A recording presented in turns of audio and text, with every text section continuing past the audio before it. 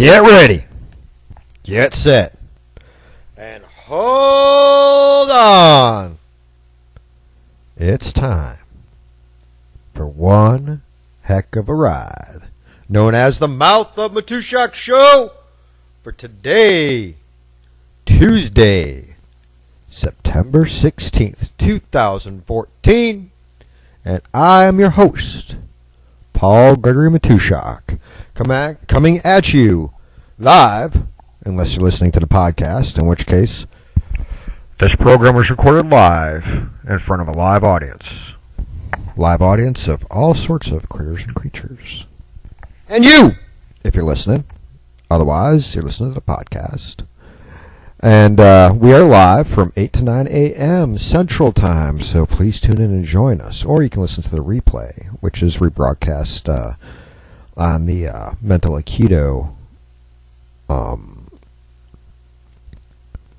channel over on Live 365. And, of course, this one's coming out to you live on Heartland Radio, for those of you who may not know what channel you're listening to. Anyway, we had a heck of a show in store for you all this morning.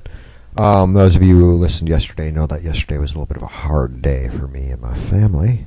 And I'll talk a little bit more about that later, since I shared personal information with you or information that I normally don't get that personal with. But I'll be happy to kind of close the loop with you. But before we do that, we need to get the blood going. It's Tuesday morning. We had to work yesterday, and then we still got 4 days of the week left to go. We haven't even hit hump day yet, which is tomorrow. So we need to get that blood going. We need to get productive and get as much done as we possibly can. The first 3 to 4 days of the work week are the tough ones. They're the ones that you need to work sometimes an extra hour or two, so that you can hopefully get off an hour or two early on that Friday, if you so feel like it, so that you can enjoy the fruits of your labors come the weekend. So hopefully by now you already have your sleeves rolled up. If not, you're on your way to work and you're ready to do so as soon as you get there. Hopefully your coffee was the right color, the right temperature, and the right taste. I know mine was. Can you hear it in my voice? And speaking of how good it was, I think I'm going to go back and make myself another cup while you all listen to one of our favorite songs by the Powdered Zombies, otherwise known as Steven Crowder and Chris Lash. So here you go with your morning dose of Mr. America!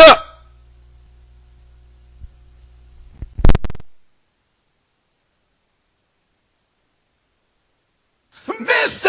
America, look what you've done.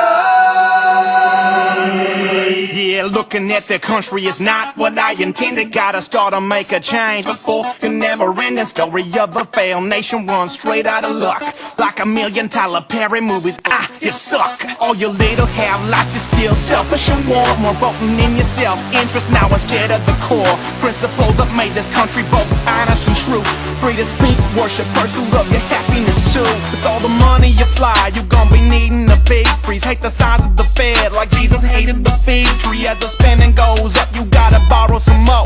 Borrowing from the Chinese, like, oh my lord. Instead, you just tax more, you're increasing the size of the federal government. Yeah, the Georgia surprise. You'll be done like Detroit, man, no, you ain't coming back. Forget it, I'm out, I'm muzzle loading. Mr.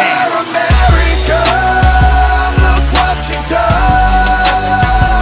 You trade your liberty and sovereignty for lies and promises. Mr. America, don't you run away. You pick up pieces up and face the problems, you'll be great again. I got tired of rolling over in my grave every day, making a monarchy of my beloved US of A. You little glitches need reminding of what we were before, and the sits that led us up to revolutionary war. High taxes to the throne without a voice of our own. Rule top down from the crime we wanted left alone. Oh, y'all so soft, you're taking it year after year. We were fighting red coats while we're brewing our beer. Now I'm drinking, spitting ciphers through a grill made of wood. That's how it all went down in G-Dub's neighborhood. Packing cabin balls like powder hammers with cock, lock, click, clack. The loss of backs with the attack. The chicken littles who don't know me, listen, don't let it twist. We kick the A's of the B's for much less than this. So don't deny the historical climbing out of the mud. Follow me, believe this creed, plant the seeds and be free. America,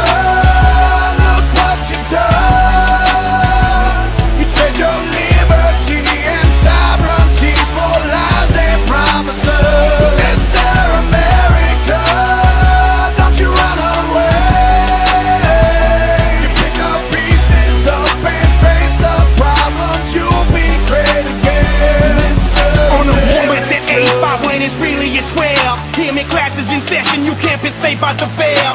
What happens when you keep printing more dough? Both parties have gone green like their name was Al Gore. Yeah, but right now you're high. Hey, ain't you big hitter? But now I'm back from the dead. I'm bringing back all my knickers. What, knickers?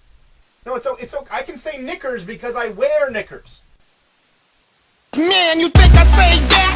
What's wrong with you? I'm just talking about my show back and I rock with my shoe. But let's go back to the first point I was trying to make. The degradation of our freedoms and our country at stake. The government's getting grand while private sector grows smaller. Pour one out for your homies, cause here comes the cold water. Unemployment still rising, our debt's growing still. The only change you're gonna get is being left with the bill. Mr. America, look what you've done. You trade your liberty and sovereignty for lies and promises. Mr. America, don't you run away. You pick up pieces up and face the problems. You'll be great again. Mr. America, whoa, whoa. Mr. America, whoa, whoa.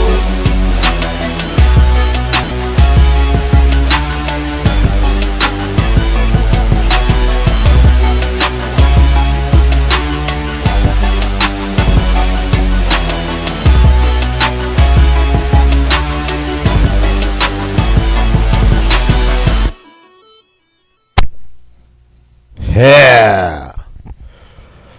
Well, folks, before I get into all the really interesting news and commentary that we have for you this morning, like I said, I wanted to close the loop with you with things I kind of discussed at the beginning of the show yesterday. Yesterday, I discussed how much pets mean to us animal lovers and pet owners, and kind of how hard it can hit when one of them passes away.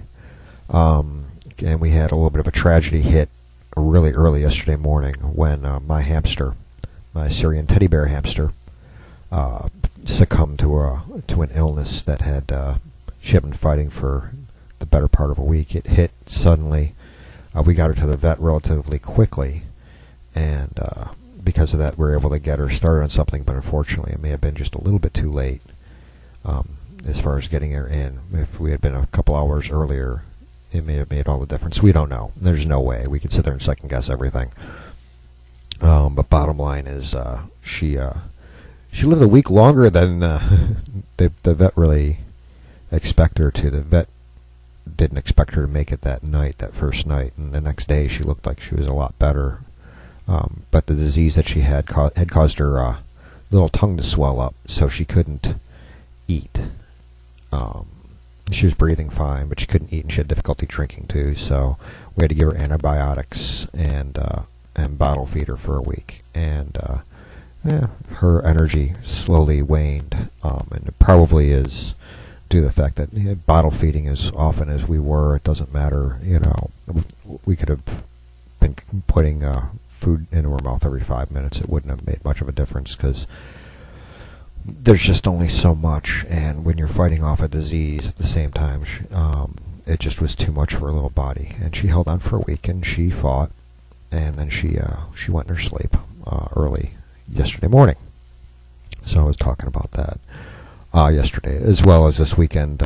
We had found out one of our snakes had a little bit of an injury. Now, I had talked about how we ended up getting truffle bear yesterday, and it was because of food for our corn snake, a beautiful corn snake, and how some of that food had managed to survive, and so had survived its initial attempt to feed, so we had held on to it, waiting for the snake to be hungry next week, and kind of ended up trying to keep it as a pet. Well, feeder mice don't make great pets, so we eventually, after the first one, who had managed to live, ended up eventually dying.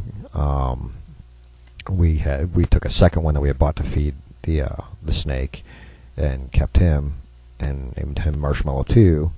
And Marshmallow 2 had a couple of weeks of running around in a small little runabout and being a decent pet, but then when we were going in trying to pet it, he would turn around and nibble at our nails and was not very friendly. So we were at the pet shop getting other pet supplies for our other pets.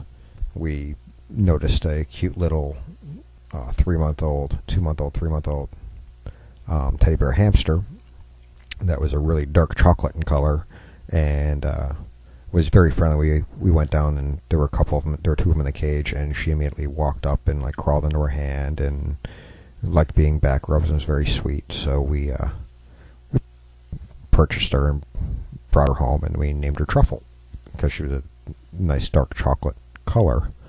And of course, she lightened up over time. She was more like a milk chocolate color when she finally passed. But a very lively little critter, very gentle. And we got very attached to Truffle, obviously. But also this weekend, we have another snake, a ball python, and he's still a relative baby. He's not quite a hatchling, but he's not adult yet either. He's in between there. Not quite an adolescent yet either. I mean, you're talking about a snake breed that can live 15 to 20 years. You know, in fact, even longer sometimes. Kind of trying to judge its relative age is difficult, but especially since they are known to grow almost their entire lives. So, bigger than a hatchling, smaller than adult.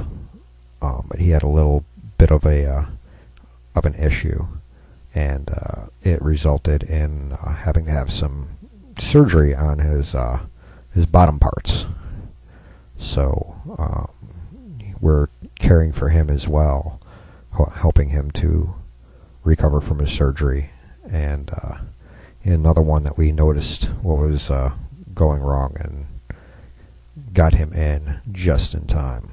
If we had thought, oh, maybe it's okay, and waited another day, the surgery may not have been an option. So we pay attention to our pets, and sometimes we second guess, wondering if we pay enough attention to them. But one thing I want to mention, going back to my little discussion yesterday, and folks, yes, I know this show is not all about pet care and all that stuff, but those of you that have pets, you know, of course, you get used to them, you pet them, especially dogs and cats. You pet them, you play with them, etc. One thing growing up, I always wanted a pet snake or a pet hamster, and one of the things I was always told by my father was, you don't want a pet like that. You can't. It's not like a dog that you can play with and train and pet and everything. Who pets a snake? You know, and it made sense, and I kind of adopted that mentality eventually. But now that I have a spouse who is a big animal lover as well, I do have to turn around and say, hey, guess what? You can play with a pet snake and you can pet it. It's not the same as throwing a ball to a dog, and you can't exactly put it on a leash and take it for a walk. Although if you have a big enough lizard, you can do that. But a snake, not so much.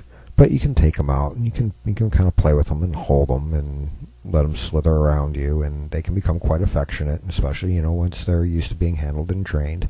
You can actually develop a bond. The snake feels bonded to you, and you're bonded back to it. So there is something there with a pet snake, even though it's not a mammal. As far as the little rodent goes, yeah, I never thought that I could be emotionally attached to a pet rodent. I mean, the feeder mice, the first one that died, yeah, I was a little sad, and I wrote about it.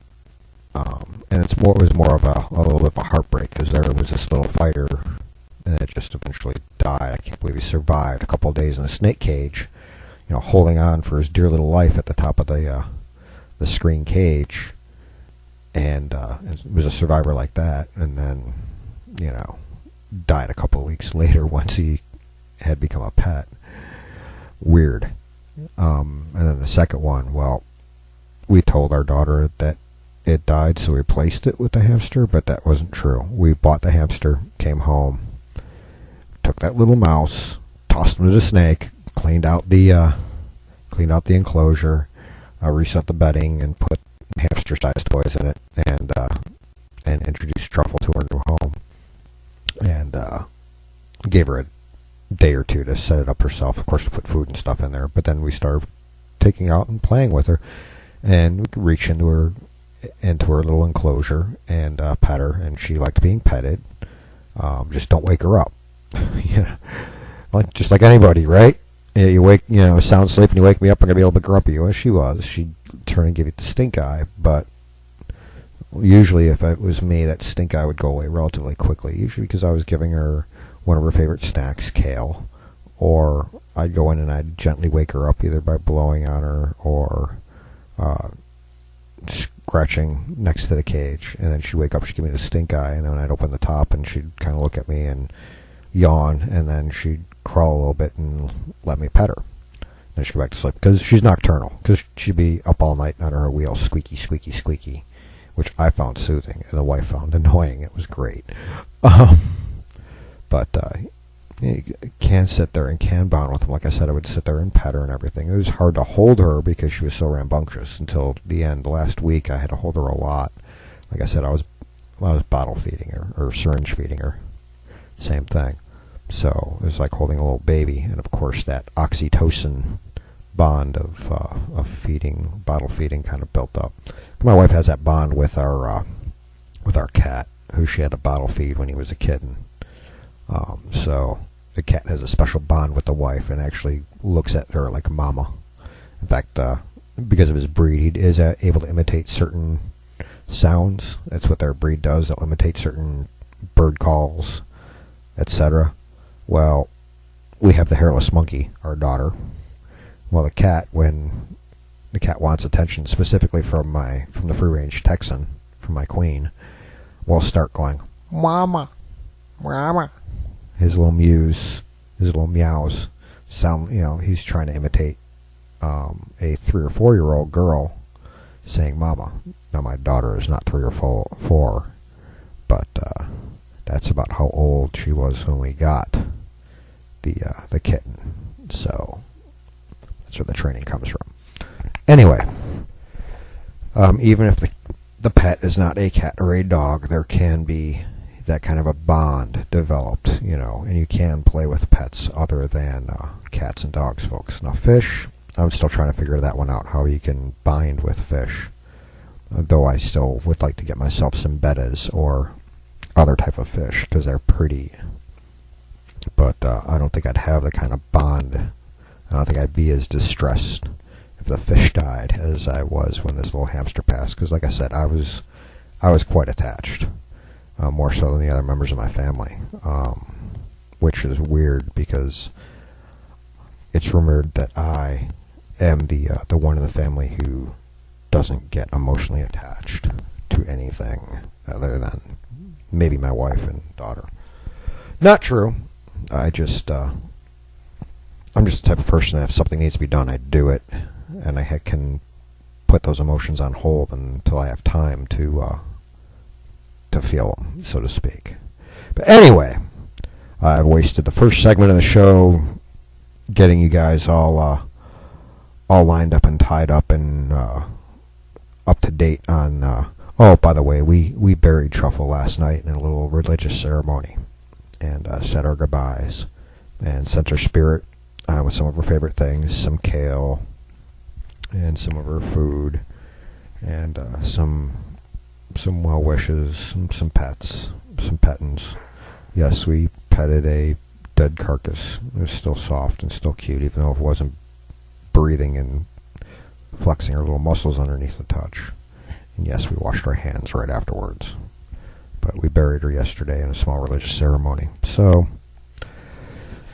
yes, that was our evening yesterday. So, now that I've been transparent about what went on with my pets yesterday, I'm not going to bore you guys anymore with that. We got plenty more stuff to get you all energetic about. There's all kinds of things going on, folks.